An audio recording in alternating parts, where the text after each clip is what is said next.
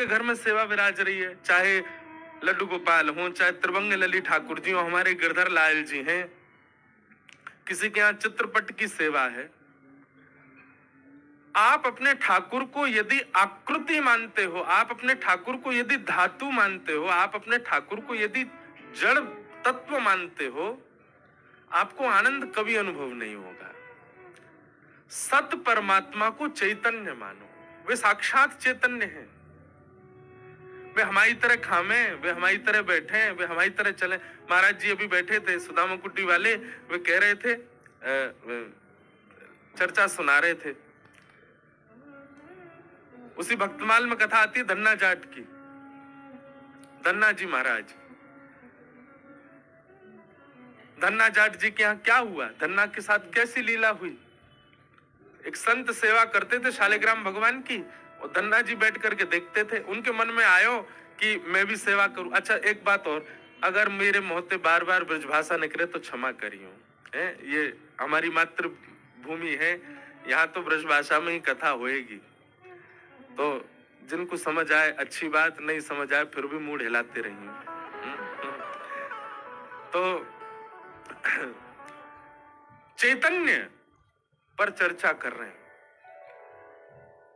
धन्ना जाट जी के मन में आई, छोटे से बालक हैं धन्ना, संत कुछ दिन उनके यहाँ रहे, रोज सेवा करते। बच्चों का स्वभाव होता है, दादी दादा नानी नाना या घर में कोई संत आ जाए और उनकी सेवा देख लें तो बच्चों का बड़ा मन लगता है उसमें।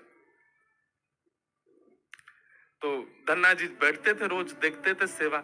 एक समय आया, संत का वापस जाने का समय आया, तो धन्ना जी रोने लगे। संत बोले, अरे बालक मैं आ जाऊंगा, तू मेरे पाम छोड़ दे, मैं जल्दी आ जाऊंगा। बोले नहीं, मैं आपके लिए नहीं रो रहा हूं, अपने ठाकुर जी मुझे दे जाओ, उनके लिए रो रहा हूं, मैं आपकी जैसी सेवा उनकी किया करूंगा।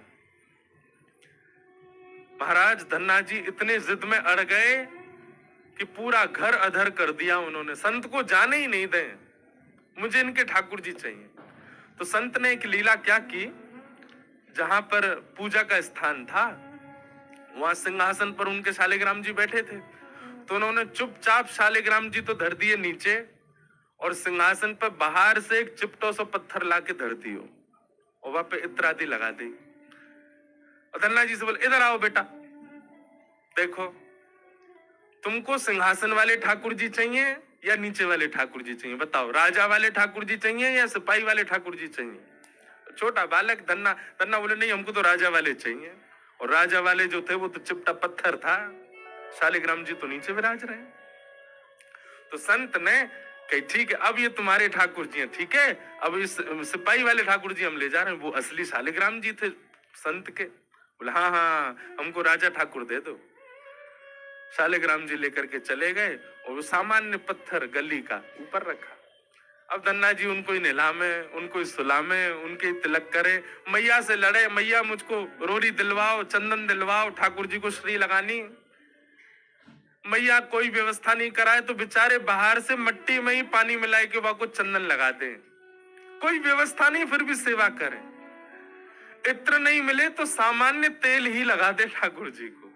बोले ठाकुर जी अभी मैं गरीब हूं, मुझ पे व्यवस्था नहीं है, आप ऐसी सेवा स्वीकार करो। और सामान्य पत्थर की सेवा कर रहे हैं। धन्ना जी रोज सेवा करते अपने ठाकुर, उत्साह उनका प्रबल। देखो एक बात समझिएगा, आपका साधन, आपकी व्यवस्था, आपकी बहुमूल्य वस्तु सेवा नहीं प्रकट करती हैं। सेवा में दो चीजें बहुत आवश्यक हैं, पहला भाव और दूसरा उत्साह। यदि भाव और उत्साह है तो व्यवस्था कैसी है ठाकुर जी को कोई चिंता नहीं। भाव और उत्साह प्रबल होना चाहिए ठाकुर जी के प्रति, और धन्ना जी का वो प्रबल है, भाव भी प्रबल है और उत्साह, उत्कंठा, आलस्य नहीं करते सेवा में। अपने ठाकुर जी को ऐसी मट्टी घिस के वहां में जल लगा के चंदन भी लगा देते, ठाकुर जी चंदन लग गए हो, तेल लगा के बोलते इत्र लग गए हो। बोले भोग कैसे लगाऊं, मैया से लड़ते, बोले पहली थाली ठाकुर जी की निकालो, ठाकुर जी का भोग लगेगा। ठाकुर जी के आगे भोग धर देते, पर्दा लेके ऐसे ही खड़े हो जाते, ठाकुर जी भोग लगा लो। और थोड़ी देर पकड़ के खड़े रहते, फिर वहां के बाद ऐसे पर्दा नीचे करके देखते ठाकुर जी खा रहे हैं कि नहीं। अरे आप तो पा ही ना रहे, जल्दी पा लो ठाकुर जी, अच्छा नहीं, एक देर और पा लो। ठाकुर जी ने नहीं पाया। धन्ना जी बड़े व्याकुल हो गए, ठाकुर जी आप पा क्यों नहीं रहे हो? दाल में कछु कमी है, रोटी बढ़िया ना बनी, इस सामग्री में कोई कमी छूट गई है ठाकुर जी जो आप पा नहीं रहे हो?